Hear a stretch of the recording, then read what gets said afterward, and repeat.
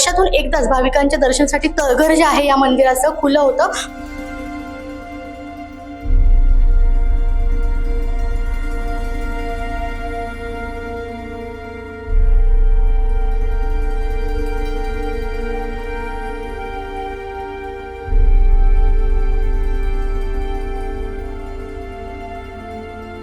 पुण्यातील सोमवार पेठेतील सुमारे 250 वर्षांचा इतिहास लाभलेल्या श्री त्रिशुंड गणपती मंदिरात गुरुपौर्णिमेनिमित्त वर्षातून केवळ एकदाच उघडण्यात येणाऱ्या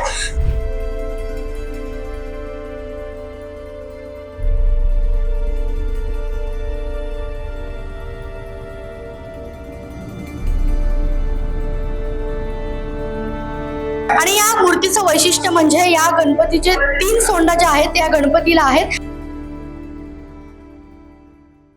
आज गुरुपौर्णिमा आहे आणि प्रत्येकाच्या आयुष्यात कोणी ना कोणी गुरु असतो. या गुरुपौर्णिमेच्या दिवशी प्रत्येक भाविक जो आहे तो आपल्या गुरुला भेटण्यासाठी येतो. मात्र पुण्यातील एक असं गणपती मंदिर आहे जे वर्षातून एकदाच भाविकांच्या दर्शनासाठी तळघर जे आहे या मंदिराचं खुलं होतं. पुण्यातील त्रिशुंड गणपती मंदिर आपण माझ्या बाजूला पाहू शकता.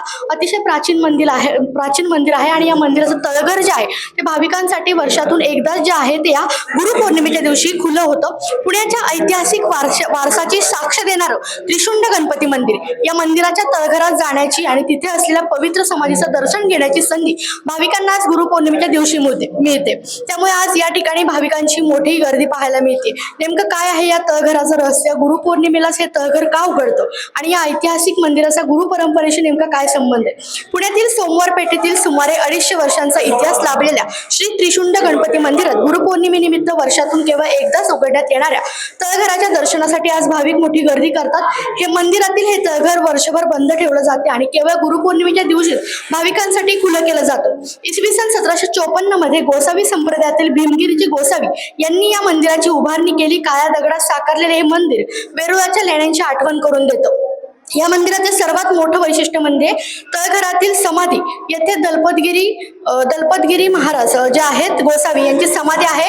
या तळघरात नैसर्गिक झरा असल्यामुळे जे आहे नैसर्गिक झरा जो आहे तो या तळघरात आहे आणि यामुळेच वर्षातून एकदा जे आहे ते हे गणपती मंदिराचं तळघर जे आहे ते भाविकांसाठी खुलं होतं. आणि या मूर्तीचं वैशिष्ट्य म्हणजे या गणपतीचे 3 सोंडा जे आहेत त्या गणपतीला आहेत.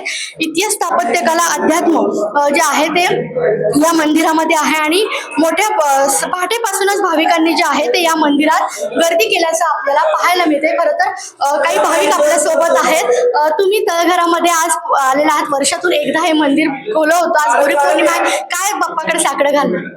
काही नाही, आता जे जगावर चालू आहे संकट, युद्धाचं संकट, महागाईचं संकट, तेच सगळ्यांचं जाऊ दे.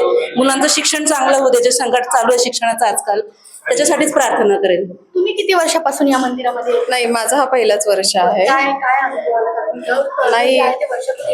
हो, आम्ही हे पाहूनच आलोय आणि हे खूप वेगळं आहे ऍक्च्युली. इथे आल्यावरच अनुभव. काय बाप्पाकडे काय साकडं? काही नाही, जे जगावर संकट आहे ते दूर कर, एवढंच सांग.